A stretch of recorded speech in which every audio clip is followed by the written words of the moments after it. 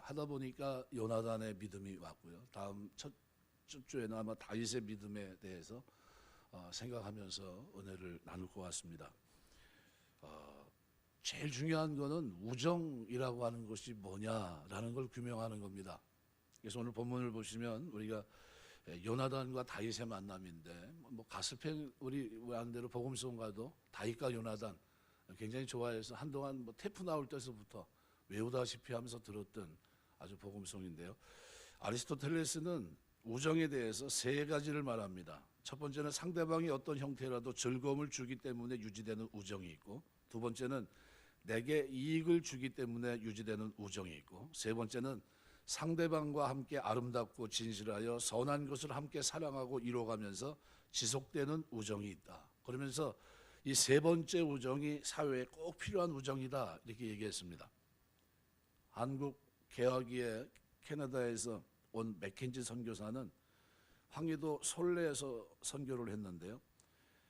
한국 사람 같이 음식도 먹고 오두막에서 같이 지냅니다.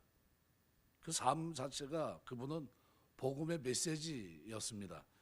황해도 솔레를 중심으로 복음이 힘있게 전파됐고요. 이때 황해도 출신 목회자들이 많이 나오죠. 한 번은 서울에 살고 있던 언더우드 선교사 부인이 릴리어스 훌튼 여사인데요. 맥킨지 선교사한테 성탄절 서양 음식 선물로 한 박스를 보냅니다. 그 속에는 익숙한 음식들이 들어있었습니다. 설탕이나 고기나 뭐 캔이나 서양 음식들이 잔뜩 들어있었습니다. 너무 먹고 싶었던 것들이죠. 그런데 본인 생각에 이걸 내가 먹게 되면 조선 사람들의 음식을 다시는 먹을 수가 없기 때문에 음식을 하나도 먹지 않고 다 우리나라 사람들에게 다 나눠줍니다. 아주 친근하게 다가왔던 사람입니다. 한국 개혁이 동학난을 일으켰던 동학군들이 조선인은 조선인으로 라는 구호를 외치면서 외국 사람들을 쫓아내기 시작합니다. 이때 맥킨지 선교사도 대상이죠. 그런데 맥킨지 선교사가 그때 뭘 했냐면요, 들어오면서 가져왔던 권총을 꺼내서 전부 부셔버립니다. 혹시라도 나를 방어하다가 조선 사람을 죽일 염려가 있다 생각해서 아예 그 화근을 없애버리자 해서 총을 부셔버려요. 지금까지 복음 전하는 게 다 헛것이 될 확률이 높다 생각했고요. 이 소식을 동학군이 듣습니다.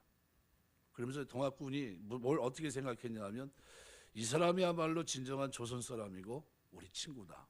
예? 살아가는 거나 먹는 거나 모든 걸 함께하는 이 사람을 보면서 그 사람은 우리 친구다까지 이렇게 얘기했습니다. 그리고 퇴각합니다.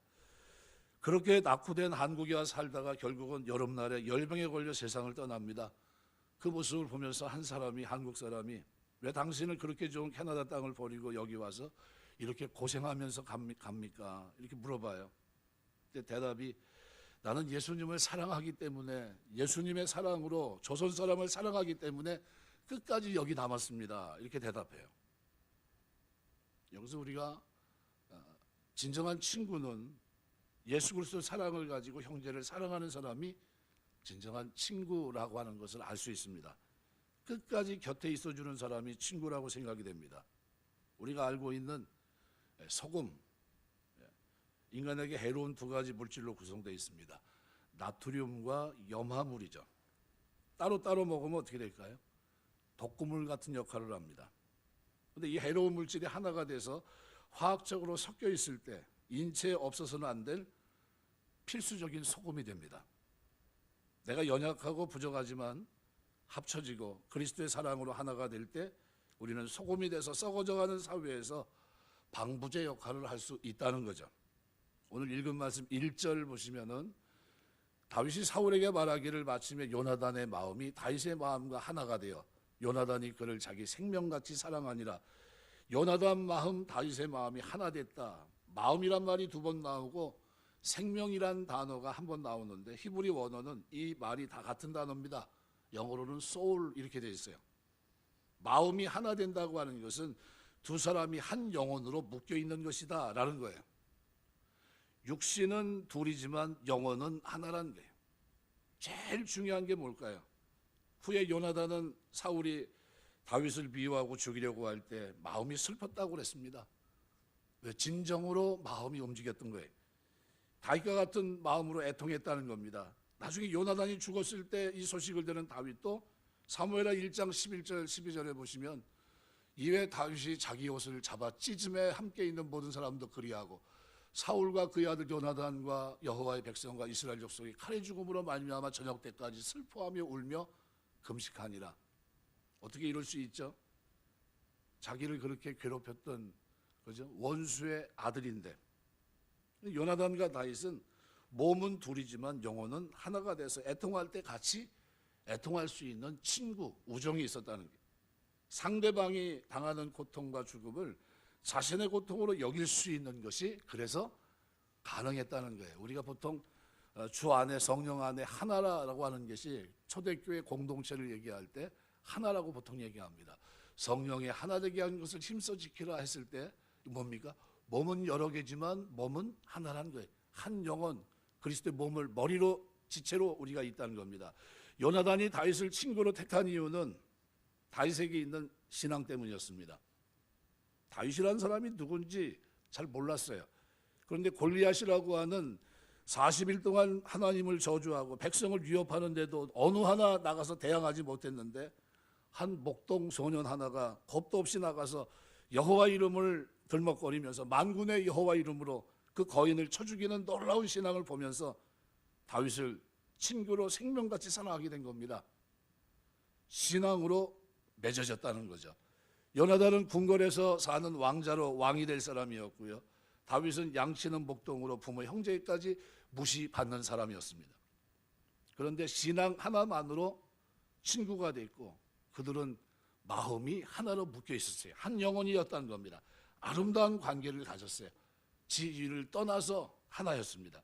요나단과 다윗을 자기 생명처럼 사랑해서 이제 요나단은 언약을 맺습니다. 자기가 입었던 겉옷을 벗어 다윗에게 주었고 자신의 군복, 칼, 활, 띠를 줍니다. 사랑은 우정을 견고하게 합니다. 생명같이 사랑하고 더불어 언약을 맺었다고 얘기합니다. 하나님께서 인간을 사랑하시고 언약을 맺으셨는데 그것이 그 언약이 신구약 성경입니다. 약속이죠. 다 389장에 들어있는 건 다 하나님 약속이에요. 하나님 우리를 사랑한다는 책이 바로 신약과 구약이고 언약이라는 말씀입니다.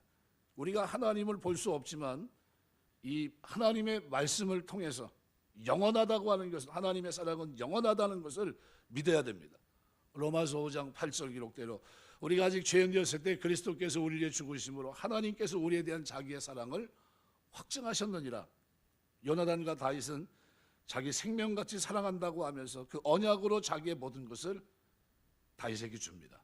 후에 다윗이 사무엘하 1장 26절 말씀에 보면 내 형 요나단이여 내가 그대를 애통하면 그대는 내게 심히 아름다움이라 그대가 나를 사랑함이 기이하여 여인의 사랑보다 더하였도다. 요나단 죽음 앞에서 다윗이 고백한 게 그대가 나를 사랑함이 기이하여 여인의 사랑보다 더했다라는 고백을 합니다. 이게 뭐예요? 마음과 마음으로 묶여있는 한 영혼의 모습을 보여줬던 다윗과 요나단의 모습이에요. 사랑은 그래서 관심이 있어야 되고 마음이 있어야 됩니다. 마음이 하나가 된 겁니다. 그의 생각이 나의 생각이고 그의 아픔이 나의 아픔이고 그의 희망이 나의 희망이고 그의 성공이 나의 성공이고 하나가 되는 묶어지는 마음이 있어야 친구가 되는 거예요. 사랑은 또 책임집니다. 비판하거나 잘잘못을 따지는 것은 사랑이 아닙니다. 부부간에도 책임을 져야 되죠. 모든 책임은 각자에게 있는 겁니다. 그럴 때 우리는 용서할 수 있고 이해할 수 있고 회복할 수 있는 겁니다. 또 사랑은 주는 겁니다. 오늘 본문에 보면 요나단은 다윗에게 다 주고 있어요. 자기의 자리도 내어놓습니다. 전부 줬습니다. 진정한 사랑은 주는 것으로 끝납니다. 이게 다윗과 요나단의 모습 속에 담겨 있는 이 모습이에요. 이 모습을 조금 더 구체화시켜서 저는 한 3가지 정도 오늘 저녁에 생각하면서 은혜를 나누려고 합니다. 요나단이 가졌던 믿음은 어떤 믿음일까? 요나단은 가장 소중한 만남을 가졌던 믿음입니다. 시인 함석헌 씨가 그대 그런 사람을 가졌는가라는 시를 한번 썼는데요. 말리길 나서는 길처자를 내맡기며 맘 놓고 갈 만한 사람 그 사람 그대는 가졌는가? 온 세상이 다 나를 버려 마음이 외로울 때에도 저 마음이 하고 믿어지는 그 사람을 그대는 가졌는가. 탔던 배 꺼지는 시간 구명대 서로 사용. 너만은 제발 살아다오 할 그 사람을 그대는 가졌는가. 저 시를 한번 쭉 한번 음미해 보시면은 굉장히 의미가 있어요. 나 저런 사람이 나에게 있을까? 여러분 문제가 생길 때 여러분을 위해서 대신 죽을 수 있는 사람이 있을까요? 예, 이거 굉장히 우정이라고 하는 것이 그만큼 굉장히 소중합니다. 그런데 이 소중함을 노래한 건데 사울 왕의 장자였던 요나단은 이 아름다운 우정, 사랑으로 언약을 지키는 위대한 인격을 가진 인물이었습니다. 사울 왕의 뒤를 이어 장차 이스라엘 왕이 될 왕자였어요. 하지만 하나님께서 선지자 사무엘을 통해서 이스라엘 다음 왕으로 다윗을 선택하시고 그에게 기름을 부으십니다. 이렇게 되자 요나단은 다윗의 왕자를 놓고 경쟁해야 될 관계가 되어버렸는데 자신의 왕권을 위협하게 될 인물을 견제하고 미워하는 것은 어쩌면 당연할지도 모릅니다. 그런데 요나단과 다윗은 세상에서 가장 아름다운 언약 그리고 우정을 맹세합니다. 그럼 요나단이 그러면 용기가 없고 힘이 없고 비겁한 인물이기 때문에 그렇게 했을까? 천만에요. 사무엘상 14장 6절을 보시면요. 요나단이 자기의 무기를 든 소년에게 이르되 우리가 이 할례 받지 않은 자들에게로 건너가자. 여호와께서 우리를 위하여 일하실까 하노라. 여호와의 구원은 사람이 많고 적음에 달리지 아니하였느니라. 무슨 얘기냐면요. 블레셋이 이스라엘 침공했는데 모든 백성들 사울 왕까지도 블레셋 군대가 두려워서 아무것도 하지 못하고 있을 때입니다. 이때 왕자 요나단은 사울 왕에게 알지도 않은 채 자기 호위병과 함께 블레셋을 습격합니다.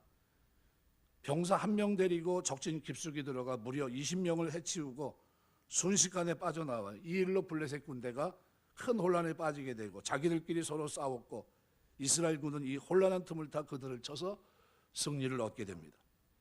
적진에 들어가서 호위병사에게 고백한 내용이 오늘 사무엘상 14장 6절 아가 이것들 말씀입니다. 자기의 무기를 든 소년에게 이르되 우리가 가히 할례 받지 않은 자들에게로 건너가자. 여호와께서 우리를 위해 일하실까 하노라. 여호와의 구원은 사람이 많고 적음에 달리지 아니하노라. 다윗과 요나단 이렇게 가만히 보세요. 사울 왕이 제대로 순종하고 갔으면 요나단이 다음에 왕을 했으면 됐을까요? 안 됐을까요? 골리앗 앞에 싸울 만합니까? 못합니까? 예, 저 사람 대단한 사람이었습니다. 그런데 그러지 않았어요. 요나단도 용사였다는 겁니다. 이런 요나단을 누가 감히 용기가 없다고 비겁하다고 왕위를 포기했다고 약한 사람이라고 평할 수 있겠습니까? 두 번째로 오늘 본문을 보시면요. 하나님의 주권을 인정하는 믿음이 그에게 있었어요. 요나단이 왕권을 포기한 이유는 어쩌면 백성들로부터 지지를 받지 못했기 때문이 아닌가 생각할 수 있습니다. 그런데 그의 아버지 사울 왕으로부터 오해를 받아 죽임당하게 되었을 때 모든 백성이 사울 왕을 향해서 사무엘상 14장 45절에 보시면 이렇게 말합니다. 백성이 사울에게 말하되 이스라엘의 이 큰 구원을 이룬 요나단이 죽겠나이까 결단코 그렇게 아니하니 여호와의 살아계심을 두고 맹세하옵나니 그의 머리털 하나도 땅에 떨어지지 아니할 것은 그가 오늘 하나님과 동역하였음이니이다 하여 백성이 요나단을 구원하여 죽지 않게 하니라. 그러니까 사울 왕이시여 이스라엘의 큰 구원을 이룬 요나단을 죽이시겠습니까? 외치며 말렸던 것을 보면 백성들이 요나단을 어떻게 해요? 지극히 사랑하고 지지했다는 겁니다. 그러니까 다음 차기 왕이 되기에 손색함이 없는 사람이었다는 거예요. 그럼 요나단은 어떻게 이스라엘 두 번째 왕이 될 기회를 스스로 포기할 수 있었습니까? 하나님께서는 사울 왕을 이스라엘 첫 번째 왕으로 세우셨지만 그가 왕이 된 후에 처음에는 겸손했던 사람이 나중에는 교만해져서 하나님의 뜻을 저버리고 하나님을 능멸하는 이런 행동을 합니다. 결국 사울에게 소망이 보이지 않자 하나님은 그 가문을 폐하기로 결정하십니다. 높은 위치나 지위가 축복이 될 수 있지만 누군가에게는 독이 될 수도 있습니다. 처음에는 바른 생각, 바른 태도를 가졌던 사람이라도 높은 지위에 오르면 쉽게 교만해지는 것이 인간의 연약함입니다. 그래서 보통 그런 얘기를 해요. 사람은 정점에 서봐야 그 사람의 진가를 안다 그럽니다. 평상시는 잘 몰라요. 있어보고 가져보고 그 상태에 나타났을 때 그때 그 태도를 보면 그 사람이 겸손한 사람인지 어떤 오만한 사람인지를 알 수 있다는 겁니다. 사울 왕은 처음엔 어떤 사람이었습니까? 겸손한 사람이었어요. 왕이 되자 교만과 불신앙으로 돌이켰고요. 결국 하나님께서는 그를 폐위시키고 대신 이스라엘 백성을 다스릴 왕으로 다윗을, 목동이었던 다윗을 선택했던 겁니다. 사무엘상 16장 1절 보시면은 여호와께서 사무엘에게 이르시되 내가 이미 사울을 버려 이스라엘 왕이 되지 못하게 하였거늘 내가 그를 위해 언제까지 슬퍼하겠느냐. 너는 뿔에 기름을 채워가지고 가라. 내가 너를 베들레헴 사람 이새에게 보내리니 이는 내가 그의 아들 중에서 한 왕을 보았느니라 하시느니라. 하나님은 사무엘에게 사울을 버리고 새로운 이스라엘을 왕을 세우겠다고 말씀합니다. 이 요나단은 하나님의 절대적이고 주권적인 선택 앞에 무릎을 꿇은 거예요. 그만한 능력이 있음에도 불구하고 어떻게 백성의 지지를 받았지만 그 가문이 하나님 앞에 용서를 받지 못합니다. 그래서 요나단이란 이름의 뜻은 여호와께서 모두 주신다는 뜻입니다. 그러니까 요나단의 이름처럼 하나님의 주권과 선택을 존중할 줄 아는 인물이었다는 거예요. 그러니까 어떻게 보면 우리가 소유한 것은 하나님께서 우리에게 모두 주신 겁니다. 욥기서 1장 21절 보시면은 이렇게 보면 내가 모태에서 알몸으로 나와서 한 적 또한 알몸이 그리로 돌아가올지라 주신 이도 여호와시요 거두신 이도 여호와시오니 여호와 이름이 찬송을 받으실지어다 하고 입술로 범죄치 않았다 그랬습니다. 욥의 고백처럼 요나단은 모든 주권이 하나님께 있음을 인정하는 사람이었어요. 요나단의 믿음은 하나님의 주권을 인정하는 믿음이었습니다. 이런 믿음이 있었기 때문에 요나단은 다윗이 사울왕을 피해 십광야 숯불에 숨어 있을 때 그를 찾아가서 하나님을 힘있게 의지하라고 격려합니다. 있을 수 없는 얘기죠. 그런 행동을 할 수가 없죠. 그죠? 그런데 그에게는 뭐가 있어요? 하나님의 주권을 믿는 믿음이 있었어요. 하나님이 너를 세우려고 했으니까 내가 세워져야 된다는, 그에게 모든 걸 내어줍니다. 그는 또한 다윗이 이스라엘 왕이 될 것을 자신도 알고 자신의 아버지 사울도 안다 그랬어요.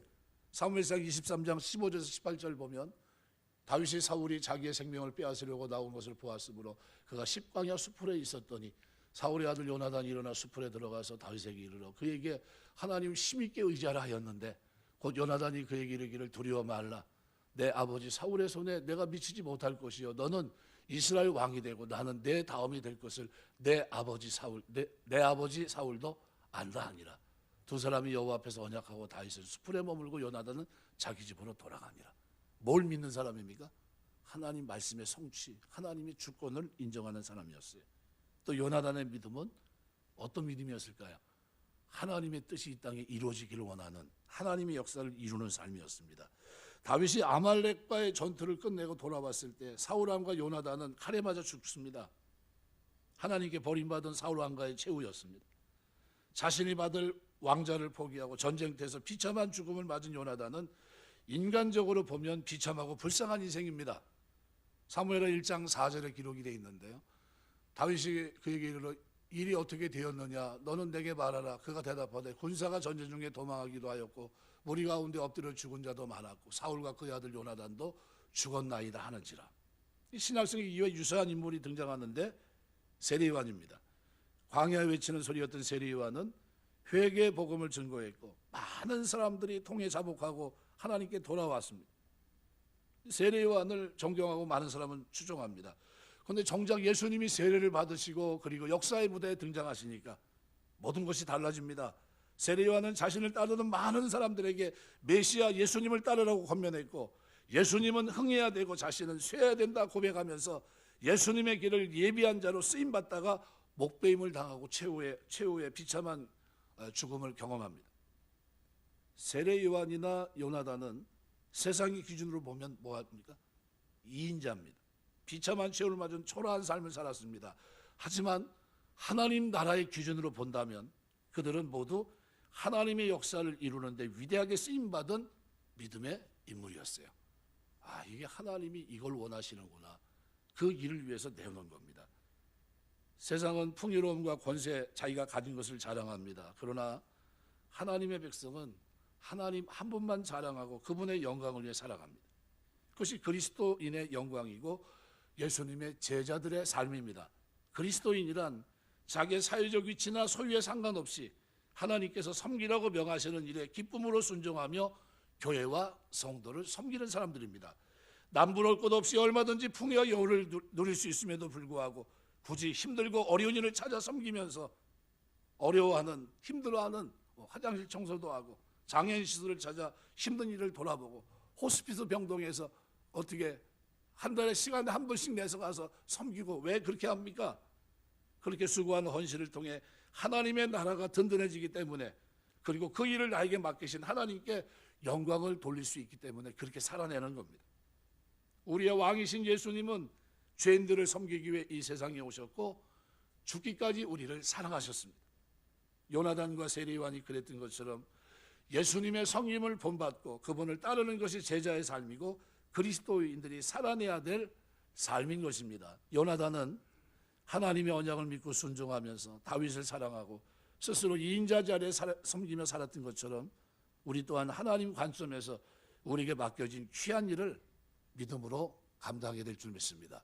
굳은 자리, 남들이 가지 않는 소외된 자리, 이 자리가 내가 있어야 될 자리고 내가 섬겨야 될 자리다, 이렇게 생각하시면서 살아내죠. 오늘 본문에 요나단의 모습에서는 시기와 질투가 하나도 보이지 않습니다. 억울해하는 것도 없고요, 원망도 없고요. 시기는 옛사람의 본성입니다. 디도서 3장 3절 보시면 우리 전에는 어리석은 자여 순종치 아니한 자여 속이는 자 여러 가지 정욕과 행락의 종노릇한 자여 악독과 투기를 일삼은 자여 가증한 자여 피차 미워한 자다. 투기하는 사람이죠.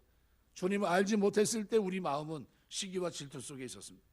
갈라디아서 5장 20절 21절에 보면 우상 숭배, 주술, 원수 맺는 것, 분쟁, 시기, 분냄, 당지는 것, 분열함과 이단, 투기, 술 취함, 방탕함, 또 그와 같은 것들이요. 전에 너에게 경계한 것 같이 경계하느니 이런 일을 하는 자들은 하나님의 나라를 유업으로 받지 못할 것이요. 또 야고보 3장 14절 16절 보면 그러나 너희 마음속에 독한 시기와 다툼이 있으면 자랑하지 말라. 진리를 거스려 거짓말하지 말라. 이러한 지혜는 위로부터 내려온 것이 아니요 땅 위의 것이요 정의 것이니 귀신의 것이니 시기와 다툼이 있는 곳에는 혼란과 모든 악한 일이 있습니다. 살아가면서 시기하지 않게 되시길 주의 이름으로 축원합니다. 누가 잘 되면요 축하해 줘야 돼요. 사람이 속이 좁다고 그러잖아요. 여러분이 가정에서 여러분 가족들과의 관계 속에서 누가 잘 되고 여러분 친구 누가 잘 됐으면요 축하해 줘야 돼요.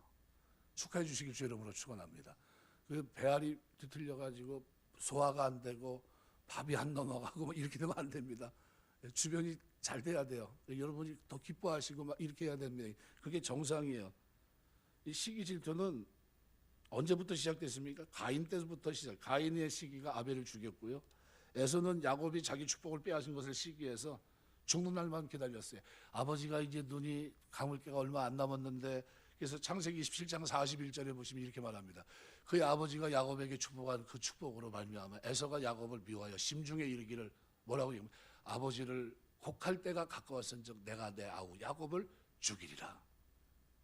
심중에 그렇게 생각하고 있었어요. 그래, 아버지가 조금 있으면 눈 감지. 그래, 조금만 기다려라. 아버지 눈 감자마자 넌 내가 반드시 죽인다. 이러고 있어요. 뭐 때문에요? 시기심이 그렇게 하는 거예요. 사두개인과 바리새인들은 예수님을 시기했는데 십자가에 못 박으려고 했습니다.